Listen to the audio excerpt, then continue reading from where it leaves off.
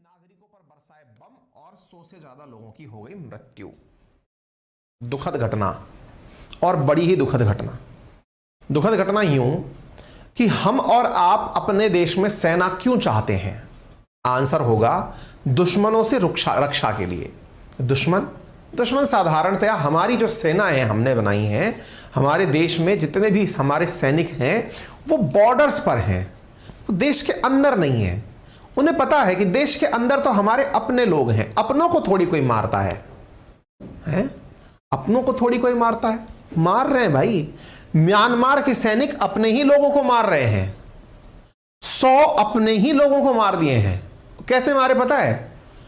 एक विमान उड़ता हुआ आता है, गोला गिराता है, लोगों के चिथड़े उड़ जाते हैं, चल देता है। हाँ भाई, इनको किसी से नहीं लड़ना, इनको खुद से लड़ना है। घटना बड़ी गंभीर है और इस घटना ने अंतर्राष्ट्रीय रूप से बड़े ही अलग अलग प्रकार के लोगों के दिमाग में भाव पैदा कर दिए हैं। अब यह खबर हमें क्यों जाननी चाहिए? इंडिया एंड इट्स नेबरहुड, अगर आपको ध्यान हो तो यह अपने यूपीएससी के पेपर 2 के सिलेबस का हिस्सा है और यही आप किसी स्टेट पीसीएस में भी उठाएंगे तो भारत और भारत के पड़ोसी, जब भी आप अंतरराष्ट्रीय संबंध पढ़ेंगे इस टाइटल को ध्यान में रखकर पढ़ा जाता है। चलिए आगे बढ़ते हैं साथियों। खबर देखते हैं आप बीबीसी की। तमाम खबरें आप यहां पर देख रहे हैं। Myanmar military air strike. अच्छा, अपन लोग जब एयर स्ट्राइक शब्द सुनते हैं दिमाग में क्या आता है? अच्छा, अरे बहुत बढ़िया बहुत बढ़िया, फिर तो पाकिस्तान पर हो गई होगी। आपको कुछ दिनों पहले मालूम है एक खबर आई थी, म्यांमार के द्वारा एयर स्ट्राइक भारतीय सीमा के अंदर की गई। फिर भारत ने उस बात का खंडन किया, म्यांमार ने भी खंडन किया कि ऐसा कुछ है ही नहीं भाई, फर्जी बात क्यों कर रहे हो। ध्यान है? हाँ भाई, जितने भी विद्यार्थी लाइव हैं उन सबसे गुजारिश है कि यदि आपको चैनल पर लाइक का बटन दिख रहा हो तो दबा दो ना यार। कारण ये थम्स अप का बटन जब आप दबाते हैं तो वीडियो में यूट्यूब की नज़र में कंक्रीट ये चीज़ जाती है कि हाँ यहाँ पर कुछ ढंग का काम हो रहा है ना। हम इतनी मेहनत करके आपके सामने इतनी अच्छी चीज़ें दे रहे हैं तो आप उसके लिए थोड़ा सा अगर संभव हो तो कर दो। वंदना मिश्रा लिख रही है, अरे कंजूसो लाइक तो कर दो। हाँ देखो कितनी अच्छी बात लिखी है। चलो तो अब यहां पर देखिए खबर क्या है, अब उसके बारे में हम चर्चा कर रहे हैं। ये तस्वीरें देख लीजिए आप। हालांकि थोड़ी तस्वीरें आपको विचलित कर सकती हैं, लेकिन इन तस्वीरों का उद्देश्य केवल यह बताना है कि म्यांमार के द्वारा एयर स्ट्राइक की गई। एयर स्ट्राइक के अंदर हम लोगों ने अब तक क्या समझा है? इंडिया ने पाकिस्तान पर एयर स्ट्राइक कर दी। हम तो यही समझते हैं कि दुश्मन के ऊपर एयर स्ट्राइक होती। इन्होंने अपने ही लोगों पर एयर स्ट्राइक की। जेट से बम्बर्स आए और हवाई जहाज से 20 मिनट तक फायरिंग की। 100 से ज्यादा लोगों की मौत हो गई। हमारी जो न्यूज एजेंसी एएनआई है उसके अनुसार यह बात पता चली। जगह कौन सी थी? पाजिगी नामक जगह थी जो कि सांगेंग नामक स्टेट पर स्थित है, जिसकी राजधानी नेपिडो है। वो अपनी राजधानी नेपिडो से 250 किलोमीटर दूर की खबर है। यहां पर पीपुल्स डिफेंस फोर्सेस का ऑफिस था, उस ऑफिस के इनॉग्रेशन पर हमला हुआ। क्या थी घटना बताऊंगा। एक बार के लिए पीपल्स डिफेंस फोर्सेस देख लीजिए। साथियों, आप सबको यह तो मालूम होगा कि म्यांमार के अंदर सैन्य शासन है। इस समय सैनिकों का शासन है। सैनिकों का शासन है जिसे जुंता का शासन, जनता नहीं जुंता, JUNTA, जुंता, ठीक है ना। 2021 में यहां के इलेक्शंस में आन सांग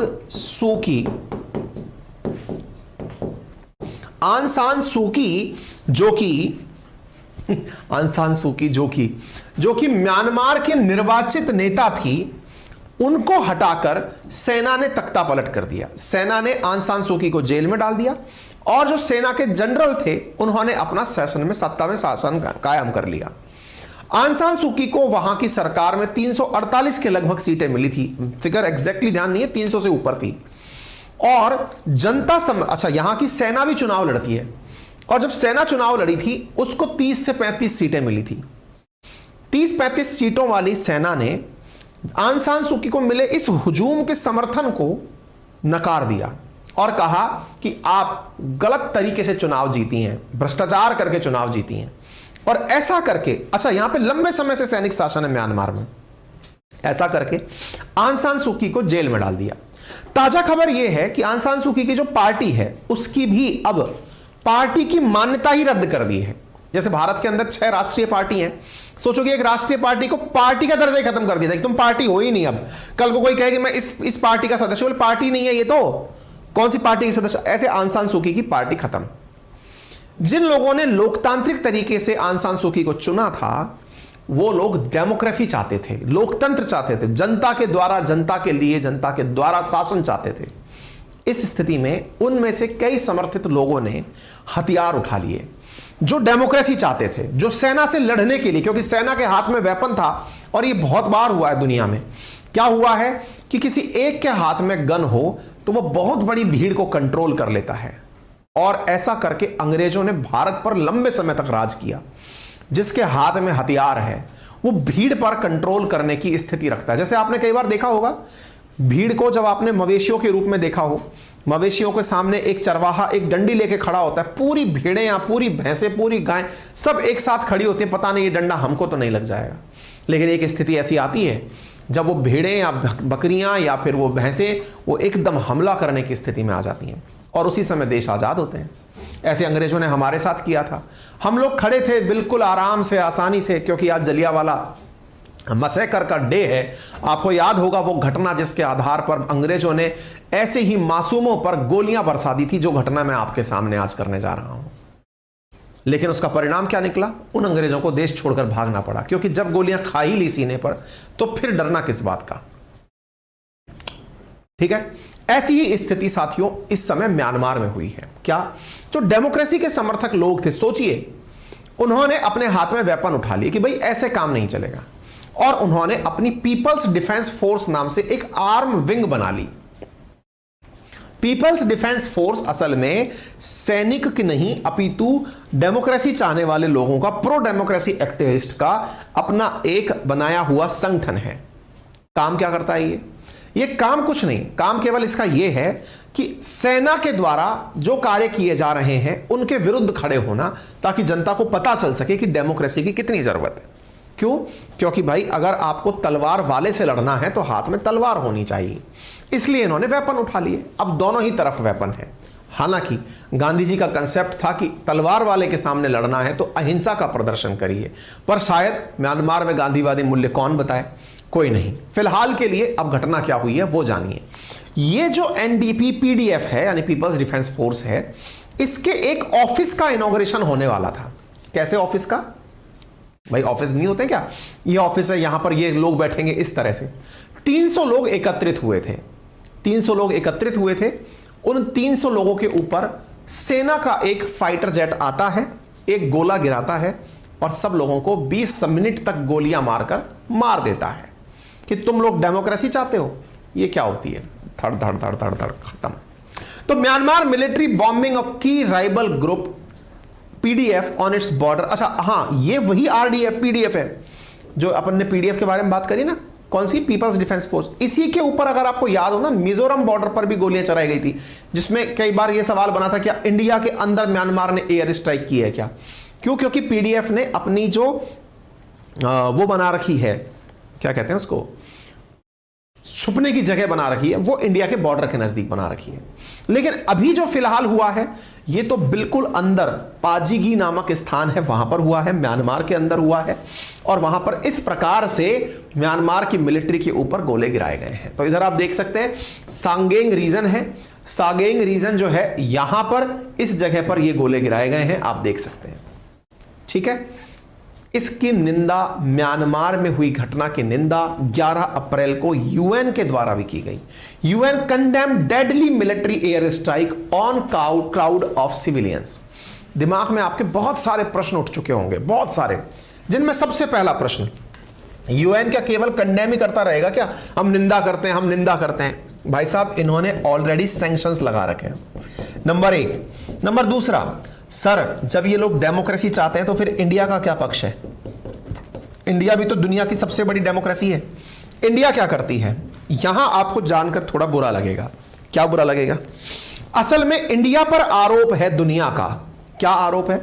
कि रशिया, चाइना और इंडिया, ये तीनों मिलकर म्यांमार की सेना के शासन का समर्थन करते हैं। यह बात आपको सुनकर के थोड़ा बुरा लगेगी। UN and western government condemn deadly Myanmar air strike, demand accountability, जिम्मेदारी तय की जाए। 11 तारीख के दिन ऐसी स्थिति हुई थी, पीपल्स पीडीएफ के ऑफिस पर लोग खड़े हुए थे और यहां पर इस तरह से गोलियां चला दी गई थी। म्यांमार की सेना से, अभी मैं बताऊंगा, इंडिया का पक्ष भी बताऊंगा, इंडिया पर आरोप क्या है वो मैंने पहले आपको बताया। म्यांमार की मिलिट्री ने कहा है कि हमने उनके ऊपर हमला इसलिए किया था क्योंकि वो तो देश तोड़ने की बात कर रहे थे, सरकार विरोधी बातें कर रहे थे। हमने उन पर गोले इसलिए नहीं चलाए, और असल मायने में हमने तो एक गोला चलाया था। वो जो हमने गोला चलाया वो उनके जो वेपन इकट्ठे हो रखे थे उन पर जाकर पड़ गया, वेपन से वेपन फट गए और इस वजह से वो लोग मर गए। इनका अपना ही जस्टिफिकेशन है। आपको जानकर आश्चर्य होगा, 2022 में सिर्फ हवाई हमले से 460 लोगों की जान गई थी। मतलब आप सोचकर देखिए कि ये लोग अपने लोगों पर हवाई हमले करते हैं और हवाई हमले करने में मतलब हर साल लोग मारे जाते हैं।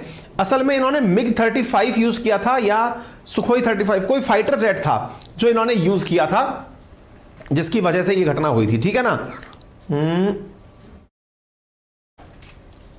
1 फरवरी के बाद में 135 घटनाएं हो चुकी। मैंने असल में एक वो डाली थी, 35 तो था, वो कौन सा 35 था बता देंगे अभी आपको।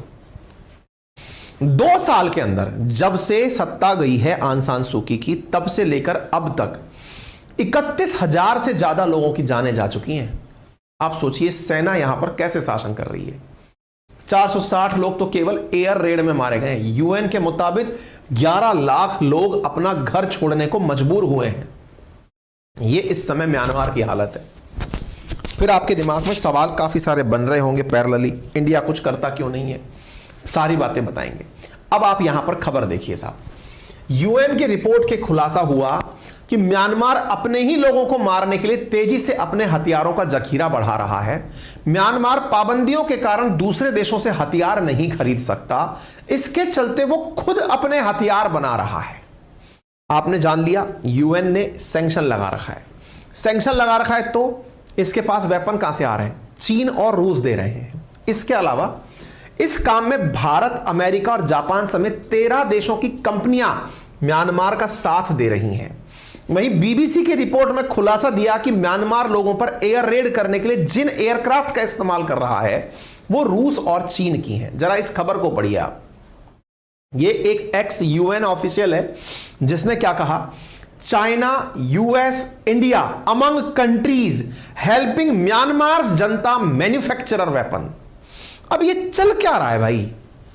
एक तरफ डेमोक्रेसी की बात करने वाला देश अमेरिका, एक तरफ डेमोक्रेसी का सबसे बड़ा देश इंडिया। ये सब लोग चाहते क्या हैं? डेमोक्रेसी चाहते भी हैं कि नहीं चाहते हैं? और वहीं दूसरी तरफ रशिया और चाइना, जनता मर रही है। UN report call for urgent action.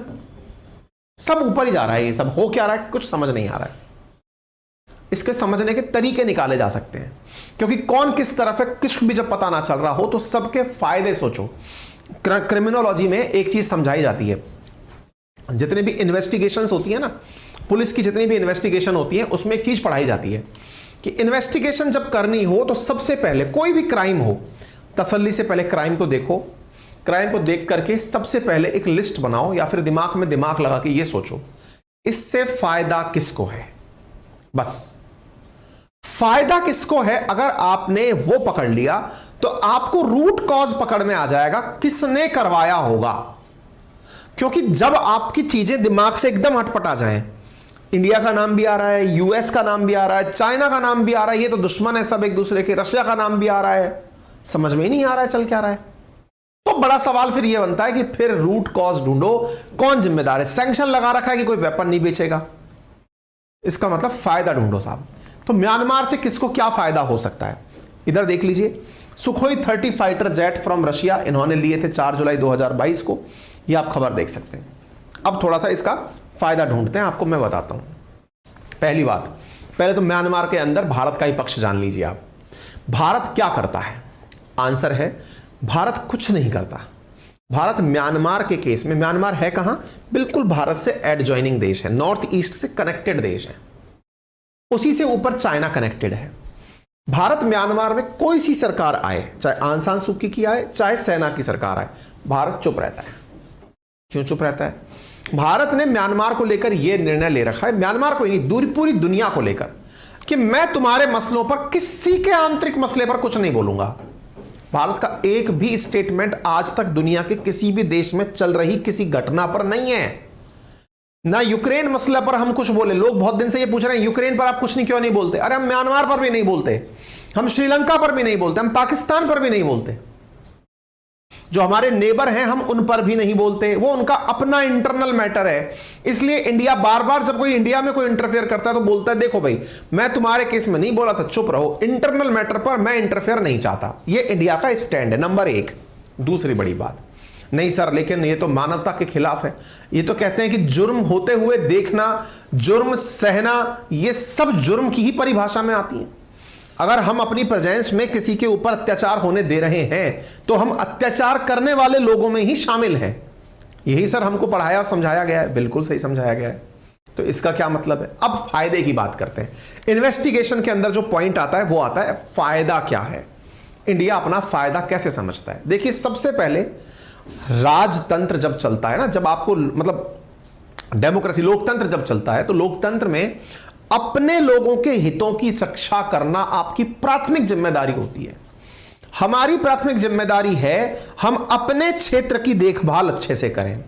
India के साथ बहुत बड़ी दिक्कत क्या रही है हमेशा से कि जितना भी टेररिज्म नॉर्थ ईस्ट में आया वो प्लान्ड था और प्लांटेड था म्यांमार के माध्यम, चीन के द्वारा म्यांमार के रास्ते। जितने भी रिबेलियन ग्रुप थे, चाहे नागालैंड के अंदर नागालिम की मांग करने वाले लोग हों या फिर त्रिपुरा के अंदर त्रिपुरालैंड की मांग करने वाले लोग हों, जिसने भी भारत को तोड़ने की, चाहे बोडो के अंदर बोडोलैंड की मांग करने वाले, जो भी ये चाहते थे कि हम अपना देश बनाएंगे, उनके पास वेपन कहां से आ रहे थे। इंडिया के नॉर्थ ईस्ट में जो भी इंसर्जेंसीज हो रही थी, जिसकी वजह से अप्सपा लाया गया, arms force special protection act लाया गया, उसको लाने के लिए जो लोग वहां ऑलरेडी वर्किंग थे उनके पास वेपन कहां से आ रहा था। वेपन आ रहा था चीन से, पाकिस्तान से। इसके लिए हमें जरूरत क्या है, हमें जरूरत है कि हमारे म्यांमार बॉर्डर पर से कोई भी माल अंदर ना आए। बांग्लादेश को हमने संभाल लिया, भूटान को हमने संभाल लिया, अब म्यांमार को संभालने की बारी थी। भाई आप अगर मैप को देखें, मैं एक बार मैप दिखाना चाहूंगा आप लोगों को, क्योंकि तभी आप इस चीज को पिक्चराइज कर पाएंगे दिमाग में अच्छे से। मैं दिखाता हूं एक बार, ये देखें आप। अगर हम म्यांमार को उठाकर देखते हैं, और भी बेहतर मैप लगाने की अपेक्षा थी पर टीम लगाना भूल गई, कोई बात नहीं। इधर देख लीजिए, ये क्षेत्र है, भारत को देखिए, ये रहा भारत, ये बांग्लादेश, ये इंडिया। यहां पर अगर आप देखें तो इतना लंबा क्षेत्र, हमको अपना नॉर्थ ईस्ट केयर करना है। इस क्षेत्र की केयर करने के लिए बांग्लादेश में हम अपने साथ म्यूचुअल लेकर चल रहे हैं बांग्लादेश को। म्यांमार के अंदर हमने इनके साथ में यह एग्रीमेंट कर रखा, हम तुम्हारे मामले में कुछ नहीं बोलेंगे। दैट मींस अगर कोई इंसर्जेंट इंडिया में एंट्री म्यांमार के बॉर्डर से करता है तो हम तुम्हारे जहां पर घुसकर मारेंगे। इस वजह से इंडिया और म्यांमार के अंदर बहुत जबरदस्त कोलैबोरेशन है। और इंडिया की सरकार का आपने कई बार बयान भी सुना होगा, इंडियन की एयरफोर्स या इंडियन की हमारी जो सेनाएं हैं वो म्यांमार में घुस करके भी सर्जिकल स्ट्राइक करके आती हैं, यदि कोई म्यांमार में किसी प्रकार की इंडिया के नॉर्थ ईस्ट में कोई दिक्कत कर रहा होता है तो। ठीक है, दूसरा पॉइंट। तीसरा, भूटान, ये रहा। भूटान को हमने अपने साथ में मित्रता के रूप में रखा हुआ है कि तेरे पास में हम कोई भी प्रकार से किसी और को नहीं आने देंगे। इस प्रकार से हमने अपने नॉर्थ ईस्ट को सुरक्षित करने के लिए इनमें तीनों ही देश में कोई भी इंटरफेयर ना करने की रणनीति बना रखी है। उम्मीद है आपको अब यह बात अच्छे से समझ में आ गई होगी, पहला। दूसरा, सर चीन को क्या फायदा है म्यांमार के केस में। अगर म्यांमार के केस में चीन इनको पैसा, सीधा फायदा है। चीन को इस बात से कोई फर्क ही नहीं पड़ता कि डेमोक्रेसी कहां है कहां नहीं है। उसको फायदा यह है कि उसके काम होने चाहिए, जो सेना है वो चीन का काम करने के लिए तैयार रहती है। दूसरा पॉइंट क्लियर। सर अमेरिका को क्या फायदा है। अमेरिका को कुछ फायदा नहीं है। अमेरिका को केवल यह है कि दुनिया में जहां भी युद्ध चल रहा हो, अगर कोई वहां वेपन खरीदे तो हमसे खरीदे। अमेरिका हथियारों का सौदागर, और रूस भाई है उसको कुछ चाहिए थोड़ी। अमेरिका और रूस दोनों एक साथ ही जाते हैं दुनिया में, जहां भी जाएं बराबर तरीके से पहुंचते हैं कि चलो यहां काम कर। फिर सर यूएन क्या कर रहा है, कुछ नहीं, बैठा हुआ तंबूरा बजा रहा है, उसके हाथ में है थोड़ी कुछ, कोई मतलब नहीं है। कुल जमा बात क्या है, पिस्ती जनता ही है। इसलिए जब भी अत्याचार हो रहा होता है, जो लोग अत्याचार के समय चुप रहते हैं या किसी के अत्याचार को सहते हुए देखते हैं, एक दिन वो खुद अपने ऊपर जब अत्याचार आने लगते हैं उस समय किसी की सहायता प्राप्त नहीं कर पाते। हम में से बहुत सारे लोग यूरोप को देख करके काफी हंसते हैं, देखो यहां पर तो कोरोना की वैक्सीन का भी विरोध हो रहा है, ये कैसे डेमोक्रेटिक लोग हैं। एक हम लोग हैं जिनको सरकार ने आदेश दिया, हम तुरंत वैक्सीन लगाने निकल पड़े। आपने देखा होगा अमेरिका में वैक्सीन लगाने के लिए लोग सड़कों पर आ गए थे कि नहीं हम वैक्सीन नहीं लगवाएंगे। दूसरा, आपने लोगों को देखा होगा यूरोप के अंदर जब लोगों को क्वारंटाइन किया जा रहा था, लॉकडाउन लगाया जा रहा था, लोग सड़कों पर उतर आए कि मरना अपनी मर्जी से पसंद है। डेमोक्रेसी में सरकार नहीं बताएगी कि क्या करना है, सरकार को हमने बनाया है। अगर हमारी हेल्थ कीमती है तो हम खुद से डिसाइड करेंगे कि वैक्सीन लगवानी है, क्वारंटाइन रहना है या नहीं रहना है। तो कैसे डिसाइड करोगे? तुम आदेश मत दो, हमको कह दो कि यह चीज करनी चाहिए, हम खुद से पालना कर लेंगे। पर इसके लिए पढ़ा लिखा होना जरूरी है। डेमोक्रेसी का सही मायना कब निकल कर आता है? जब एजुकेशन बहुत अच्छे से रहता है। इसलिए जहां भी आपको दिखे ना कि देश में कहीं उद्धार करना है तो पहले लोगों को पढ़ाइए, शिक्षित बनाइए। जब लोग पढ़ लिख जाएंगे तब जाकर के डेमोक्रेसी का सही मायना समझेंगे। अभी तो यह लगता है भीड़ का हिस्सा होना डेमोक्रेसी है, लोकतंत्र है। जी नहीं, उसे भीड़तंत्र कहते हैं। ठीक है, चलिए प्रवचन हो गया लंबा चौड़ा। ठीक है साहब, उम्मीद है जानकारी समझ में आ गई होगी, आपको क्लियर हो गया होगा। तो ये सारी जानकारियां मैंने आप लोगों को फिलहाल दे दी, क्या घटना हुई ये सारी घटना मैंने आपको समझा दी। हमारी मैपिंग क्लासेस अपनी पाठशाला एप्लीकेशन पर 3 अप्रैल से शुरू हो चुकी हैं, आप उसे ज्वाइन कर सकते हैं। अपनी पाठशाला एप्लीकेशन 1 लाख से ज्यादा छात्रों द्वारा डाउनलोड किया जा चुका है। 4.9 की रेटिंग यहां पर उपलब्ध है, आप उसे यूज कर सकते हैं। मात्र 1999 में आपको ये चीजें उपलब्ध हो जाएंगी। ज्योग्राफी, हिस्ट्री, पॉलिटी, इकोनॉमी पढ़ाई जाएंगी। और हां, अगर आपको हमारी टीम के साथ कनेक्ट करना है तो इन नंबर्स पर आप हमें कॉल कर सकते हैं। सुबह 8 से लेकर के रात 8 बजे तक। आपका समय शुभ हो। बड़ों का सम्मान करें, छोटों को प्यार दें, अपना व्यक्तित्व इस प्रकार से विकसित करें कि महिलाएं आपके साथ सुरक्षित और